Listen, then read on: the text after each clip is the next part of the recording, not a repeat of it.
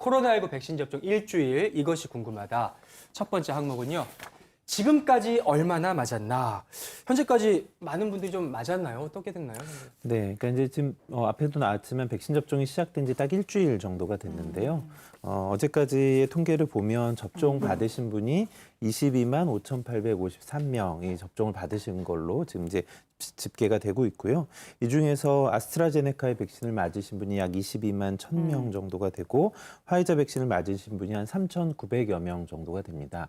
우리나라 인구로 보면 아직은 뭐 한 0.25%이 정도밖에 안 되니까 많은 수가 아니긴 한데 네. 저희가 지금 이제 1분기 3월까지에 접종하려고 하는 대상자가 코로나19 환자분들을 직접 진료하는 의료기관에서 종사하시는 분, 또 요양시설에 거주하시거나 종사하시는 분들 중에서 65세 미만인 분들, 또 보건의료 종사자, 또 코로나19에 직접 대응하는 분들이에요. 이분들이 다 합치면 75만 명이 약간 넘는 수준이거든요. 그러니까 지금 20만 명 이상이 접종을 받은 상황이니까 3월 내에 목표로 했었던 수준은 도달할 수 있지 않을까 예상을 하고 있습니다. 그렇군요.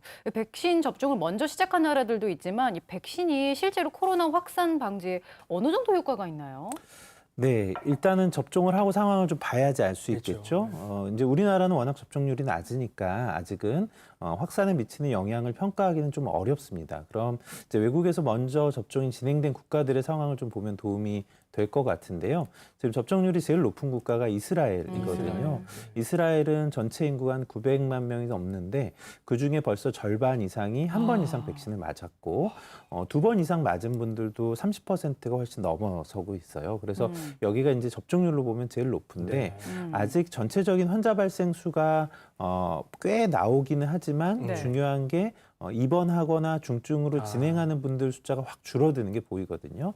특히 백신을 접종한 군에서는 감염뿐만 아니라 걸렸던 분들이라고 하더라도 중증으로 진행하거나 사망하는 분들이 줄어드는 게 보이고 있고 이런 결과가 영국에서도 보여요. 그래서 영국에서도 고령자분들을 중심으로 지금 접종이 상당히 이루어졌는데 거기에서도 백신 맞으신 분들이 뭐 입원하거나 사망하거나 하는율이 굉장히 낮아지는 걸 보여주고 있어서 우리가 이제 환자가 줄어드는 건 시간이 좀 많이 필요하겠지만 이렇게 중증 환자가 줄어드는 것, 사망자가 줄어드는 것 이런 거는 고위험군들이 잘 접종이 될 수 있다면 그 다음에 저희가 이제 효과로 얻을 수 있는 부분이 아닐까 생각합니다.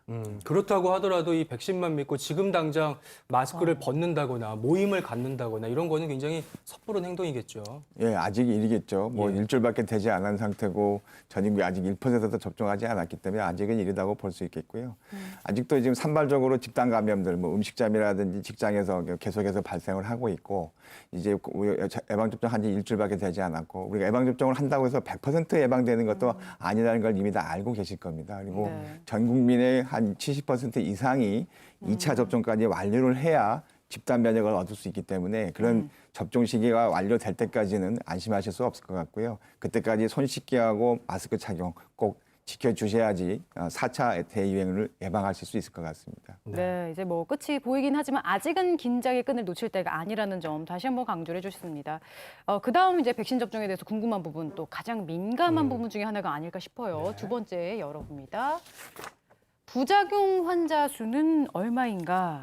어느 정도 되나요, 최 교수님? 네, 이것도 이제 우리나라에서 접종하신 분들의 통계를 좀 보면요. 지금까지 접종하셨던 분들 중에서 부작용이 있다고 이제 확인된 분이 한 1,558명 정도 됩니다. 그러니까 접종하셨던 분으로 보면 한 0.6% 정도인 것 같고요.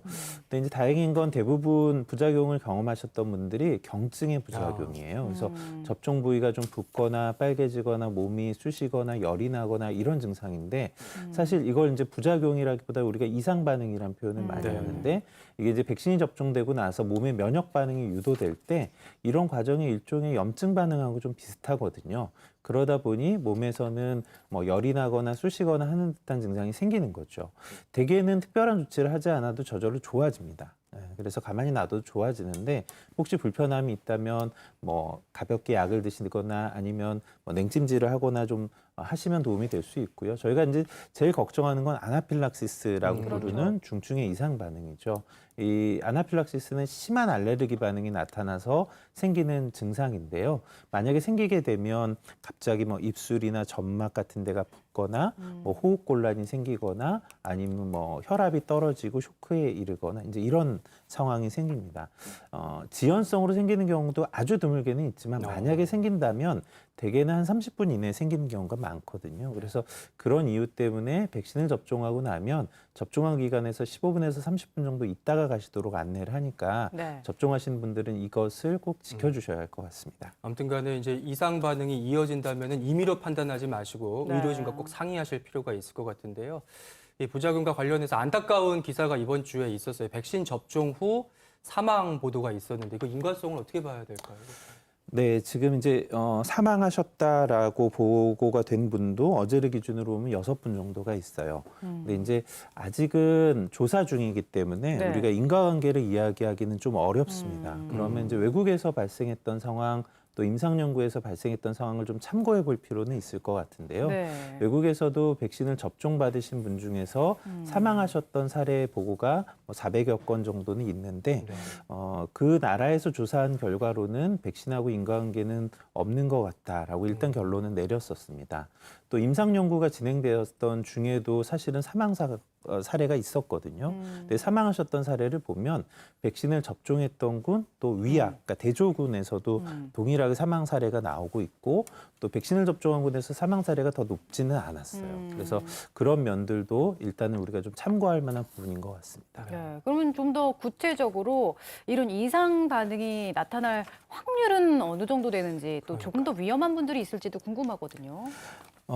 이상 반응은 이제 뭐 임상 연구에서 나타났던 사례나 뭐 우리가 지금 조사하고 있는 사례를 갖고 판단을 해야 되는데 전 세계적으로 보면 이상 반응의 발생률은 대개 한 0.1% 내외 정도인 것 같습니다. 그 중에서도 중증 이상 반응은 훨씬 더 작은 비율이 될 것 같고요. 그렇지만 이제 생각해 보면 코로나19가 걸렸을 때 생길 수 있는 사망, 중증의 위험 이런 것도 좀 고려를 해야 되잖아요. 지금 전 세계적으로 보면 사망의 율이 한 2에서 3%, 우리나라는 2%가 좀 안 되는 수준이기는 한데요. 이게 모든 연령에서 동일한 게 아니라 연령이 많은 분들일수록 기저질환이 있는 분들일수록 훨씬 더 높아집니다. 우리가 이미 잘 알고 있는데 미국에서 보고한 자료를 보면 고령자, 뭐 60세, 70세, 80세가 넘어가는 분들은 네. 20대랑 비교하면 사망률이 몇백 배가 높다고 돼 있어요. 우리나라에서도 보면요.